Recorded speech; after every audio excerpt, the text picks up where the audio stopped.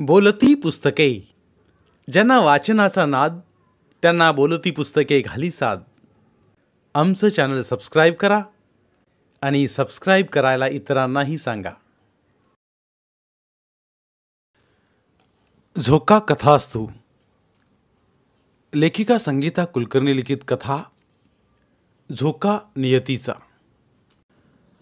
ऐन उन्हाळ्याची एक दुपार. सगळीकडे शांतता पसरलेली. प्रखर सूर्याच्या किरणामुळे झाडं, वेली, पान पान मिटून स्तब्ध उभे. रखरखीत उन्हाच्या बोचऱ्या झळा. एवढी एकच जाणीव साऱ्या अस्मंतात होती. जीवाची नुसती काहिली काहिली होत होती. संगीता पलंगावर तळमळत होती. बाहेरच्या वातावरणाची तिला जराही कल्पना नव्हती. नियतीच्या चटक्यांनी पोळलेल्या उन्हाच्या चटक्यांची काय तमा. झोपेसाठी डोळे मिटण्याचा प्रयत्न असफल झाल्याने तिने झोपण्याचा नादच सोडून दिला.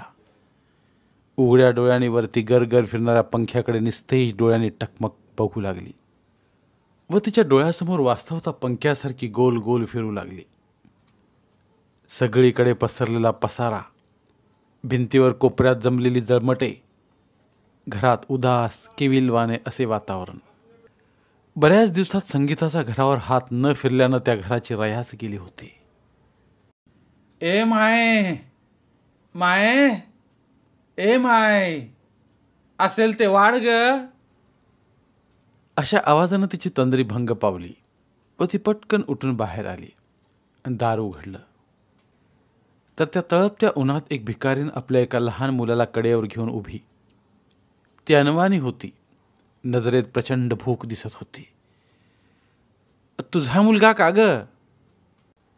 असा निरर्थक प्रश्न संगीताने विचारला. वय वय माझा आहे असं ती म्हणाली. संगीताने घरात जाऊन ताट भरून पोळी भाजी भात आणले. भिकारणीचे लक्ष तिकडे जाताच तिने पटकन संगीताच्या हातातून ताटली घेतली आणि झाडाच्या सावलीला बसली. त्यावर तिचा मुलगा भुकेपोटी अधाशासारखा तुटून पडला. नंतर ती भिकारीण पुढच्या घरी गेली. संगीताने घरात येऊन दार लावले. आता तर झोप येणं शक्यच नाही. मग तिने स्वयंपाकघरात जाऊन स्वतःसाठी कडक चहा बनवला आणि तो घेऊन हॉलमध्ये सोप्यावर बसली आणि तुटलेली साखळी परत जोडू लागली. संगीताचे त्रिकोणी कुटुंब. नवरा राहुल, मुलगा रोहित असा सुंदर त्रिकोण. राहुल एका बहुराष्ट्रीय कंपनीत उच्च पदावर कार्यरत, तर संगीता बँकेत. एकमेकांना साजेसे अनुरूप असे. रोहित खूपच गोड, लाघवी. संगीता नोकरी करणारी आणि रोहितला सांभाळायला ममताताई आल्या आणि त्या घरच्याच होऊन गेल्या. रोहित 5 वर्षांचा झाला, पण ममताताईंचं घरातील स्थान मात्र आढळच राहिलं. संगीतालाही त्यांचा मोठा आधार होताच ना. रोहितवर ममताताई जीवापाड माया लावायच्या. रोहितही होताच ना तसाच, गोड गोड आणि लाघवी असाच. एकदा शाळेत फॅन्सी ड्रेसची स्पर्धा होती. त्यात रोहितने भाग घेतला होता. इतकंच नाही तर चक्क तो त्या स्पर्धेत पहिला आला. तो शिवाजी महाराज बनला होता ना. अगदी हुबेहूब शिवाजी महाराजांसारखाच नटला होता. सगळ्या मुलांमध्ये तो वेगळाच व स्मार्ट दिसत होता. अगदी ऐटीत स्टेजवर चढून त्याने शिवाजी महाराज साकारले. इतके सुंदर त्याने साकारले की सर्वांना वाटले साक्षात समोर बाल शिवाजीच उभे आहेत. टाळ्यांचा कडकडाट झाला आणि तिथेच त्याचे पहिल्या क्रमांकाचे बक्षीसही पक्के झाले. संगीता व राहुल अगदी खुश होते आपल्या लाडक्या रोहितवर. ममताताईंना तर त्याचे कोण कौतुक. काही महिन्यांसाठी राहुलला कंपनीतर्फे लंडनला जायचा चान्स मिळाला. परत आल्यावर प्रमोशन्स, दुग्ध शर्करा योग ठरले आणि 8च दिवसात राहुल लंडनला गेला सुद्धा. लवकरच आपल्या घरट्यात परत येण्याचे आश्वासन देऊन.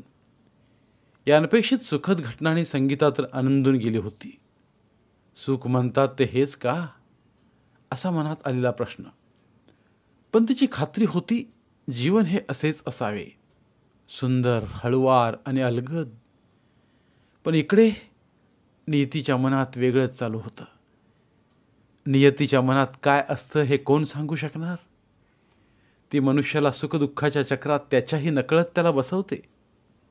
कधी पाळणा वर जातो, सुखाच्या लाटावर लाटा येत असतात, अगदी अमाप सुख. तर कधी पाळणा झपकन खाली येतो, दुःखाच्या भोवऱ्यात अडकतो. अगदी पाठशिवणीच्या खेळाप्रमाणे पाळणा कधी वर तर कधी खाली. आपण फक्त पाळण्यात बसायचं. याची दोरी मात्र नियतीच्या हातात असते. आज संगीताला अगदी सुने सुने वाटत होते. राहुल शिवाय तिला राहायची सवयच नव्हती ना. त्यातूनही रोहित गप्प गप्प. दंगामस्ती नाही की त्याची बडबडही नाही. बाबा नाही ना घरात म्हणून तो बेचैन असावा असं संगीताला वाटलं. पण 2-3 दिवस झालं, पण स्वारी मात्र गप्प गप्पच. आज मात्र जरा जास्तच मलूल दिसत होता.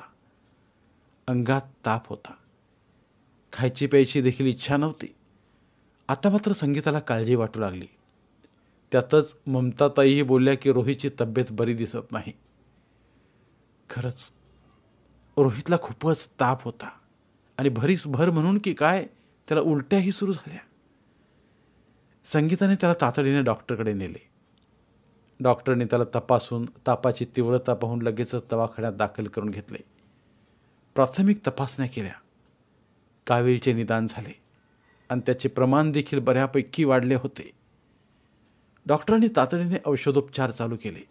सलाईन लावले. 4 दिवस उलटून गेले, पण ताप उतरण्याचं नावच घेत नव्हता.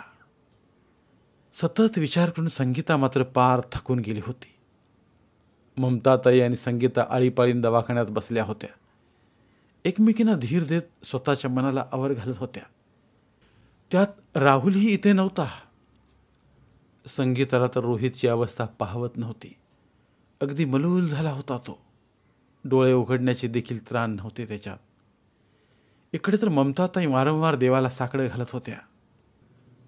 टन टन घड्याळाचे टोले पडले आणि संगीता दचकून भानावर आली. भरभर आवरून ती दवाखान्यात पोहोचली. ममताताई तिचीच वाट पाहत होत्या. रोहित अजूनही ग्लानीतच होता. आता तर तो खूपच मलूल दिसत होता. संगीताचे अंतकरण गहिवरून आले. डोळ्यातून टपटप अश्रू ओघळू लागले. तिचा लाडका जीव की प्राण असलेला रोहित तापाने कणहत होता. हाका मारल्या तरी डोळे उघडत नव्हता. धावतच तिने डॉक्टरांना बोलावले. काळजी करू नका, आपण शक्य ते सर्व प्रयत्न करत आहोत. होईल 1-2 दिवसात ताप कमी. नर्सला काही सूचना देऊन ते निघून गेले. संगीता परत खोलीत येऊन बसली. ममताताई तिच्या जवळ आल्या व खांद्यावर धीराचा हात ठेवला. तक्षणी संगीताचा धीर सुटला. रडू कोसळलं. ती स्पुंदून स्पुंदून रडू लागली. थोडा वेळ जाऊ दिला. आवेग ओसरल्यावर संगीतानं विचारलं, हे काय चाललंय ममताताई? कधी बरं होणार माझा रोहित? किती किती त्रास होतोय, किती यातना होत आहेत या अजान जीवाला. तिला पुढे बोलवेच ना. अहो, हा साथीचा रोग आहे, ममताताई बोलल्या. त्या तिला सावरायला बघत होत्या. संगीता रोहितच्या अंगावरून हात फिरवत होती. दुपारी रोहितच्या शाळेतल्या बाई, तिथल्या मुलांना सांभाळणाऱ्या बाई येऊन रोहितला बघून गेल्या. खूप लाडका आहे तो सर्वांचा. त्याची ही अवस्था पाहून सर्वजण हळहळले. विश्वास न बसण्यासारख्या अनेक गोष्टी आहेत या जगात. फक्त आपल्या नजरेआड असतात ना, म्हणून त्या नाहीतच असं आपण म्हणतो. ममताताई थोडं वेगळंच बोलत होत्या. हो का? आपल्या स्तंद्रीत असली संगीता म्हणाली. आपला रोहित दृष्टावला. शाळेतील स्पर्धेत उठून दिसत होताना सगळ्यांमध्ये, ममताताई बोलल्या. काय? दृष्ट? संगीता लक्ष देऊन ऐकू लागली. तेच तर सांगते. नजर लागली कोणाशी तरी, उतरवून टाका लगेचच. ममताताईंना हे बोलता बोलता हुंदकाच आला.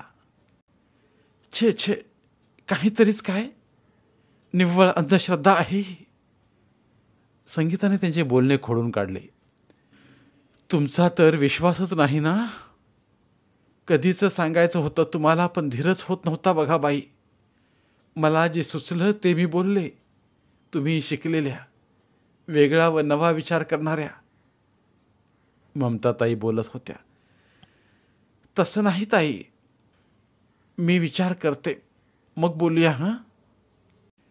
विषयाला लागलेलं वळण पाहून संगीताने विषयांतर केलं. खरंच तिला असल्या गोष्टीवर विश्वास नव्हता. पण रोहितवर खूप प्रेम करणाऱ्या ममताताईंना कसं दुखवायचं हा प्रश्न तिच्या मनात आला. मुंगीच्या पावलाने दिवस पार पडत होते. काल दवाखान्यातल्या चर्चेनंतर रोहितचा ताप अचानक वाढला. खूप धावपळ झाली सर्वांची. कोलन वॉटरच्या पट्ट्या, बर्फाच्या पाण्याने त्याचे अंग पुसणे आणि हे सर्व सहन न होऊन रोहितचे विवळणे, कणणे. आता मात्र संगीताचा धीर खचत चालला होता. संगीता ऑफिसमधून रजा घेऊन त्याच्या उशाशी रात्रंदिवस बसत होती. डॉक्टरही वाट पाहू, होईल सर्व ठीक, एवढंच सांगत होते. अजून किती वाट बघायची. त्यातूनच मध्येच ममताताईंचे एखादे सूचक वाक्य, काहीतरी केलंच पाहिजे.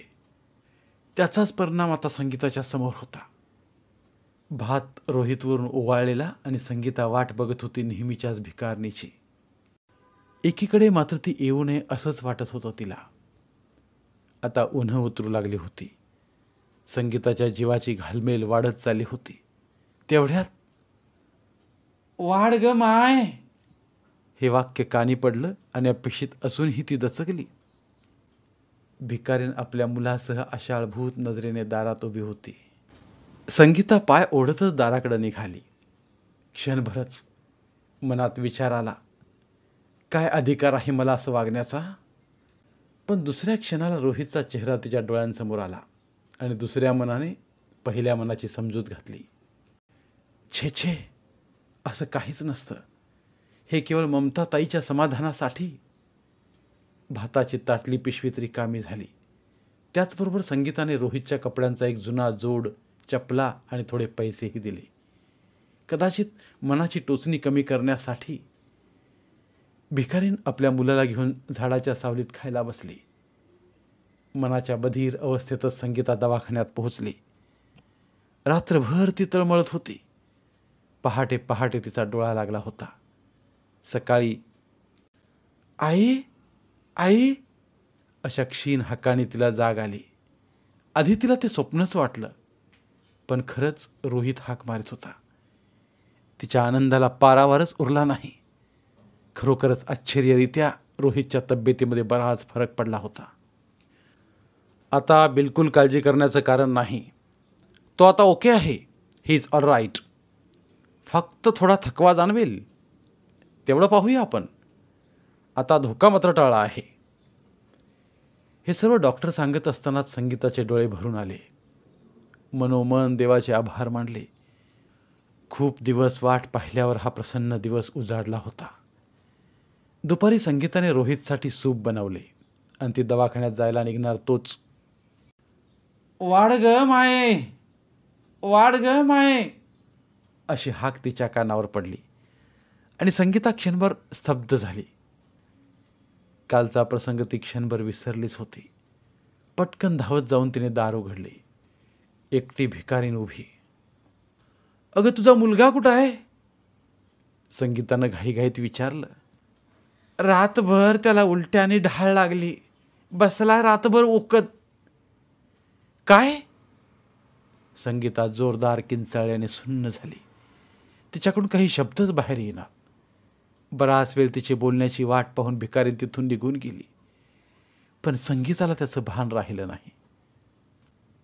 सकाळपासूनचा आनंद उत्साह पार ओसरला. अपराधीपणाची जाणीव मनात तरळली. काय झालं असेल त्याला? असं खरंच घडलं की हा निव्वळ योगायोग आहे? असे विचार संगीताच्या मनात उसळी मारत होते. आपल्या रोहितचे दुखणे त्याच्याकडे तर गेले नसेल ना, अशीही शंका तिच्या मनात तळून गेली. संगीता विलक्षण चक्रावली होती आणि त्यातून ममताताई म्हणाल्याच, पाहिलंत ना, मी म्हटलंच होतं की तो दृष्टावलाच होता. कसा लगेच उतार पडला आपल्या रोहितला. स्वतःच्या मुलाला वाचवण्यासाठी दुसऱ्याच्या मुलाला त्रास. हे काय करून बसले मी? इतका निर्दयपणा. संगीताचं मन आक्रंदत होतं. तिचं दुःख कोणाला सांगता येण्यासारखं नव्हतं. तो दिवस आणि दुसऱ्या दिवसाची सकाळ संगीताने कशी ढकलली ते तिलाच माहीत.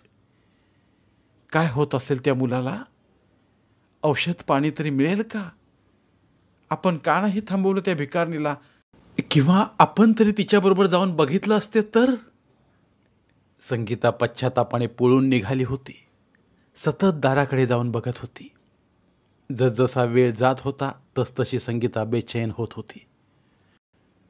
घड्याळाने 5चा टोला दिला आणि संगीताचा धीरच सुटला. नक्कीच तो मुलगा सिरियस असणार. केवळ आपल्यामुळेच तो मृत्यूच्या दाढेत ढकलला गेला. संगीताचं अवसान कळालं आणि भिंतीला टिकून ती मूक आक्रोश करू लागली. माये, वाढ ग, वाढ ग माये. भिकारणीची हाक ऐकू आली. रडकी, केविलवाणी. संगीता भीतीने गोठून गेली होती. भिंतीचा आधार घेत उठली व चालू लागली. पायात जणू मनामनाच्या बेड्या होत्या. काय झालं असेल त्या मुलाला? काय दिसेल समोर? जर त्या मुलाचे काही बरे वाईट झाले असेल तर मी स्वतःला आयुष्यात कधीही माफ करू शकणार नाही. थरथर त्या हाताने संगीताने दार उघडले. समोर भिकारीण उभी, एकटी. संगीताने दाराच्या चौकटीत हात गच्च धरून ठेवले. काय ग? थरथर ते शब्द संगीताच्या ओठातून बाहेर पडले. लेकरासनी बरं नाही पडला त्यो. काय औषध? तिने 2 वर्षाच्या मुलीला पुढं उभं केलं. तिचा गुडघा फुटला होता. आणि तुझा मुलगा? संगीताने छातीवर हात ठेवून विचारलं. तो बेस आहे. त्यो काय समोर मातीत उंडारतोय? संगीतानं पाहिलं तर तो मुलगा मातीच्या ढिगाऱ्यात उड्या मारत होता. झिपरा पोरगा, अगदी टुणटुणीत. संगीता धावत सुटली आणि तिने मुलाला आपल्या पोटाशी धरलं, अगदी रोहित सारखं. आणि बांध कोसळावा तशी ती हमसून हमसून रडू लागली. काय हे आक्रीत? असा चेहरा करून ती भिकारीण चकित होऊन ते दृश्य बघतच राहिली. धन्यवाद.